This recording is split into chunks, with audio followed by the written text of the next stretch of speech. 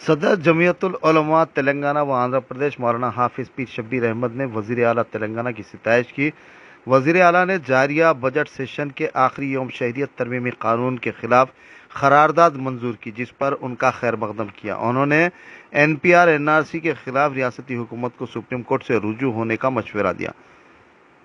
मौलाना हाफिज पीर शब्बीर अहमद ने मजीद कहा कि NPR के सिलसिले में रियासती हुकूमत को अपनी पॉलिसी वाज़े करने की ज़रूरत है और केरला रियासत की तर्ज पर कार्रवाई करने पर उन्होंने जोर दिया। उन्होंने उम्मीद की कि रियासती हुकूमत इसी तर्ज पर कार्रवाई करेगी। उन्होंने मीडिया से बात करते हुए मजीद कहा कि मरकजी वज़ीर दाखिला अमित शाह ने कई मरतबा NRC, NPR और CAA को करवाने का बार बार ऐलान किया है। मौजूदा हालात में वज़ीर दाखिला अमित शाह और किशन रेड्डी ने NPR के ज़िम्मन में कागजात न दिखाने का ऐलान किया। उन्होंने कहा कि मरकजी वज़ीरा को चाहिए कि वह NPR के सिलसिले में ज़ुबानी बात करने के बजाय कोई अमली बात करें और जियो जारी करते हुए अवाम को अपने भरोसे में लें। उन्होंने मरकजी व रियासती हुकूमत पर जोर दिया कि वो 2010 की तर्ज पर मरदमशुमारी करवाए।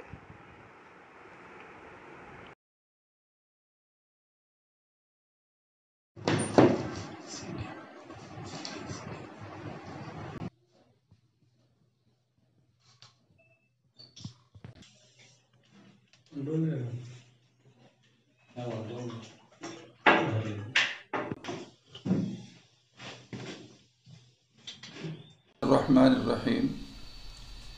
कल जो है हमारी हुकूमत, तेलंगाना की हुकूमत ने असम्बली में जो बिल पास किया NRC के ताल्लुक़ से, CCI के ताल्लुक़ से या NPR के ताल्लुक़ से, हम उसका खैर मुक़द्दम करते हैं जमीयतुल उलमा, रियासती जमीयतुल उलमा।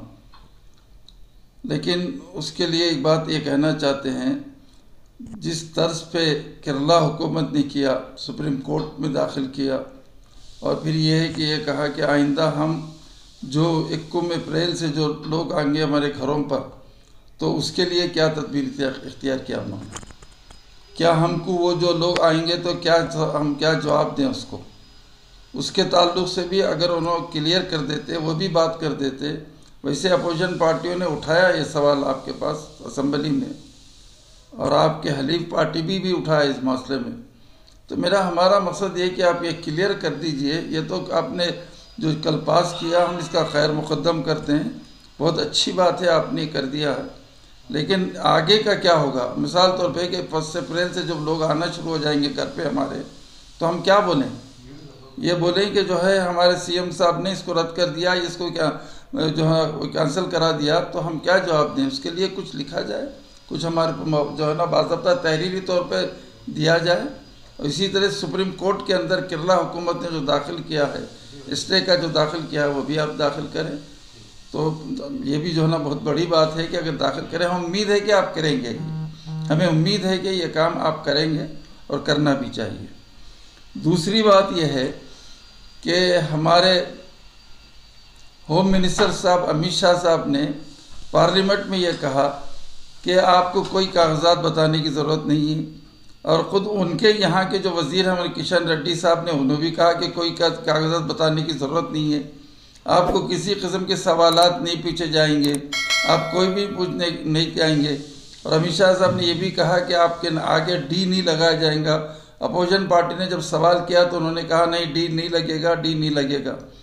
ये जो आप कह रहे हैं, तो मैं ये कहना चाहता हूँ, आप भी तहरीरी तौर पे या जो है ना जियो निकाल के बताइए, जियो निकालिए। क्योंकि आपने इससे पहले कहा कि MTR के बाद NRC होगा, बार बार आपने तकरीर किया उसको, और हमारे प्राइम मिनिस्टर ये कहते हैं कि NCR होगा ही नहीं, हमने ऐलान ही नहीं किया। तो उसके बजाय आप जो है ना बाज़ाब्ता पार्लियामेंट में बिल पास करिए, पास करके जियो निकाल के बता दीजिए हम ये चीज़ नहीं लेना चाहते हैं, तो फिर सारे के सारे लोग मुतमईन हो जाएंगे। और आप जो बार बार ये कह रहे हैं कि मुसलमान भाइयों और मुसलमान बहनों से कर रहा हूँ कि उनको घबराने की ज़रूरत नहीं है। जब आपने मुसलमानों को भाई बना दिया, चाहे वो छोटे भाई हों या बड़े भाई हों, तो उस भाई और बहनों का लिहाज करिए। आप तहरीरी तौर पे दीजिए उनको लिखकर कि जो है ना ये बता दिए हम ये चीज़ नहीं लाते। तो तो फिर वो सारा मुतमईन हो जाएंगे, ये सारी चीज़ें नहीं होंगी।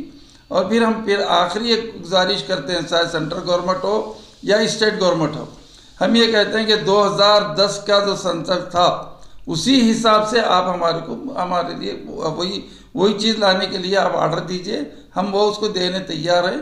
और उसके अलावा हमको जो है ना और चीज़ पे हमको भरोसा करना मुश्किल नज़र आ रहा।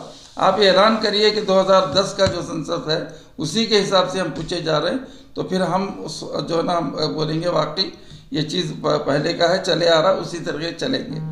तो इसीलिए चाहे सेंट्रल गवर्नमेंट हो या स्टेट गवर्नमेंट हो, ऐलान करें। अब तो आप जो है ना आप मुसलमान भाइयों बहनों को जो हमदर्दी कर रहे हैं, तो ये भी हमदर्दी करके बता दीजिए ख़त्म।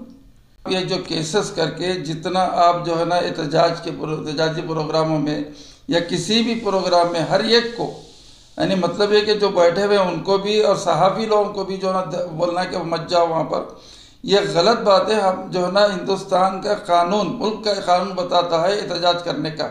ये गांधी जी ने शुरू से करते आ रहे थे, उसी नहज पे हम कर रहे हैं कि एहतजाज करना कोई बुरा नहीं। सुप्रीम कोर्ट ने भी फैसला दिया, हाई कोर्ट ने भी फैसला दिया, एहतजाज करना चाहिए, एहतजाज होना चाहिए। अगर आप बुक कर रहे हैं तो क्या बेस पे बुक कर रहे हैं, क्या करना चाहते हैं आप? यानी इस जो है ना एहतजाज को दबाना चाहते हैं। आप जितना दबाएंगे उतना उभरेंगे, याद रखिए, जितना आप दबाना चाहेंगे आप उभरेंगे। अब लोग ये कहते हैं कि भाई आप यहाँ हिंदुस्तान, जो हमारे सीएम ने ऐलान कर दिया, वैसे तो जो महाराष्ट्र भी ऐलान कर दिया और जगह भी ऐलान कर दिया, खुद का हमारे तमिलनाडु ने भी ऐलान कर दिया, हालांकि तुम्हारा अलायंस है वो, लेकिन उसने भी ऐलान कर रहा, वहाँ पर भी एहतजाज हो रहा। हमारा एहतजाज सेंटर के मुकाबले में सेंटर से है, स्टेट से नहीं। स्टेट करे आप, शुक्रिया आपका, लेकिन हमारा जो एहतजाज है सेंटर से है, सेंटर से है, सेंटर वो कहे तो हम उसको जो है ना इसीलिए कर रहे हैं, आपके खिलाफ तो नहीं कर रहे हैं।